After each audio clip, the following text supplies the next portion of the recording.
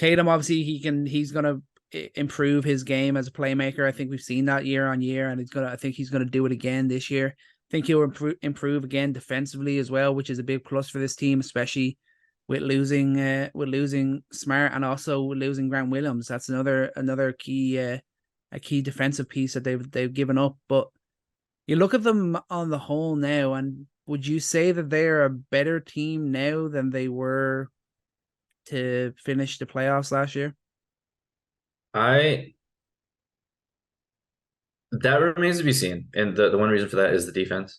I mean, offensively, absolutely. I think you did get the playmaking from Smart, but it wasn't always consistent, and I think there will be some addition by subtraction because I think I just trust the playmaking from Brogdon and White a little bit more, and I trust the shooting from Porzingis and what he would do with the ball in his hands a little bit more than Smart. So offensively, I think it's a plus. And on top of that, the lineups that they're going to be able to put out there with Porzingis at the 5, Tatum at the 4, Brown at the 3, and their 2 guards up there, like that is ultimate spacing for them that they wouldn't have had before, along with the rim protection that they would have had with Williams just without the spacing there. So I mean that they will have a really great death line up there if Porzingis can play the 5 and stay healthy there. Defensively, though, that's where I'm I don't think they'll like sink necessarily, but I think it remains to be seen like how big of a factor that will be in terms of leadership on the floor because I think defense is so much about communication. He's just their number one communicator. He's the number one guy out there that is really locked in and engaged and keeps people engaged. How much fall off do you get when you lose a guy like that? And you can't really predict that. Yeah. It's easy to look at the tape and just be like, oh, well, White's a great defender. Sure, absolutely. That makes sense. Brogdon, good defender. Like, you shouldn't lose too much. But I think it goes beyond that. And you'll have to wait and see like how that unfolds on the floor.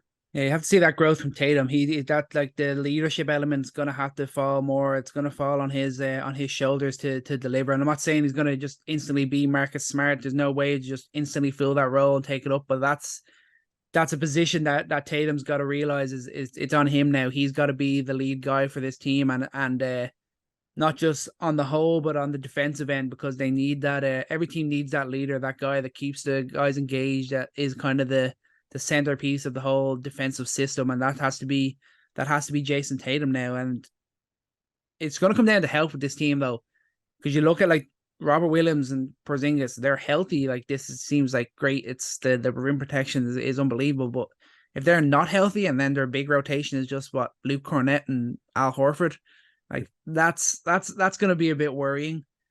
So the health is going to be a big thing. Obviously, Porzingis has that issue now.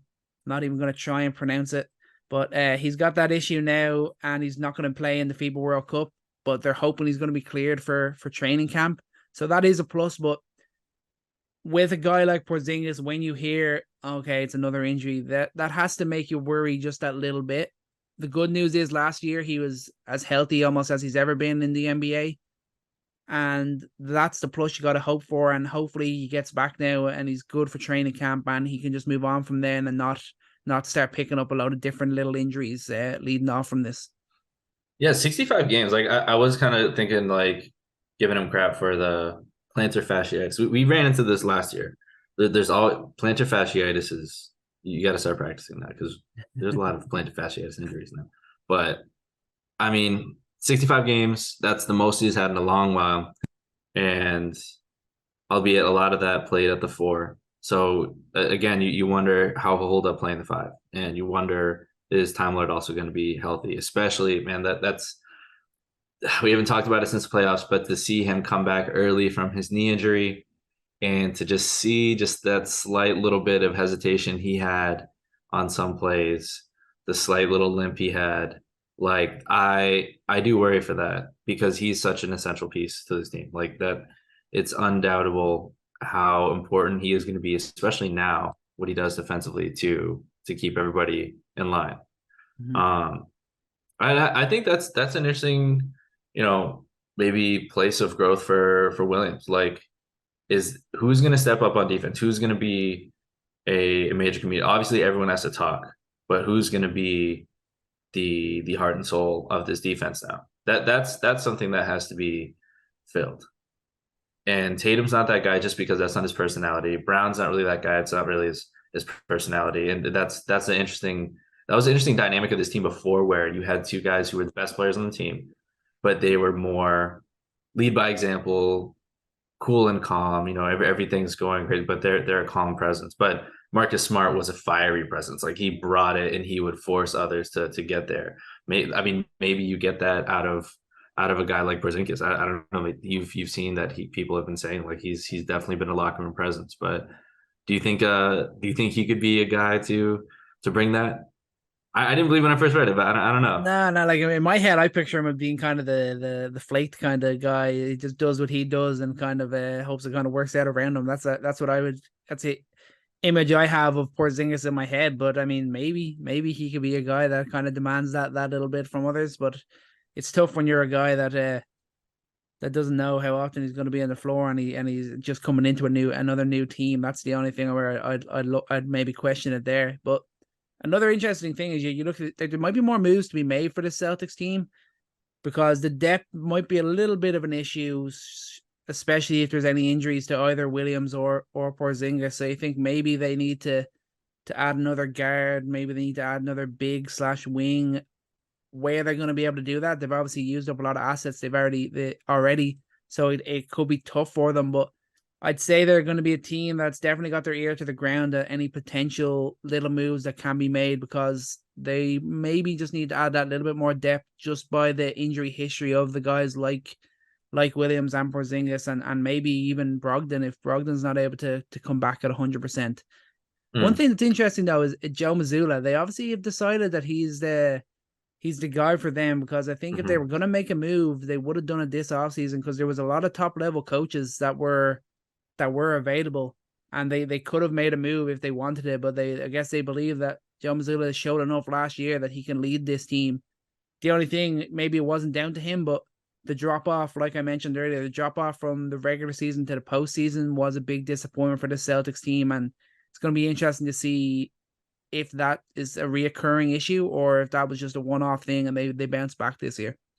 Yeah, and that I think that connects perfectly with what I was thinking is the depth. And depth has been something that Celtics have, like the way that they put that roster together, the just anyone you put on the floor, they were going to work perfectly together, and you had enough to survive. No one injury was going to take down the whole team. And I think a big marker of how good Mazzulla is also player development, and he hasn't really had that on his shoulders because he's only been there for 1 year. His players are pretty much established, but now you got a couple new faces, and I don't think they are nothing. Like take a page out of the Nuggets book. Christian Braun, Bruce Brown, two guys that were not considered to be some like major pieces of a championship team that ended up becoming that because they were consistently used in the right ways throughout the season. And then when it mattered, that role was carved out for them. And you contrast that with Grant Williams, and Grant Williams did it like a player has to play. Like, so it ultimately comes down to the player making those plays, being in the right positions, being ready to play. And maybe that was, it was in his own head, not making the right moves. And people are going to remember all the clunky low lights that he had in the first half of the last season and, think of that as why. But I also still think that for a player that played so well the season before and was so instrumental in their run to the finals, I don't think there's no blame to place on Mazzulla to having that sort of continuity.